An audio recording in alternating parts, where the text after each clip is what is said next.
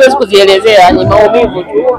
Sababu ni kijana wangu, ni kijana wetu, tumemjua na umeona mwenzake Koe Mzungu naye alipoanzisha hiyo platform yake, ndio kaka yake alikuwa anamfuata, wanashauriana na nini mpaka tumefika pale Chakatu ilipofika. Alikuwa ni rafiki yetu kipenzi. Tunasikitika, tunasema basi Mungu ameruhusu, kwa sababu angeweza kuyazuia hata hao maadui, au ameliatia makusudi shetani atende kazi ili mwenyewe ajawaadhibu. Kwa kweli sisi tunaumia. Kitu gani hasa unakikumbuka kwake?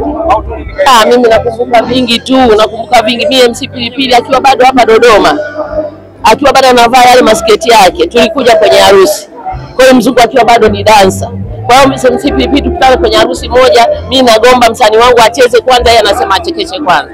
Mwisho wa siku tukaelewana, yeye akamwachia Koe. Koe alidansa, alitunzwa, lakini baadaye naye alipopata nafasi ya kuchekesha, alichekesha, cha kuchekesha pia. Koe hata yeye aliyotunzwa akamtunza MC Pilipili. Kwa hiyo wakaanzia hapo urafiki wao mpaka hata alipokuja Dar wakaendelea mtu kuwa mtu na kaka yake.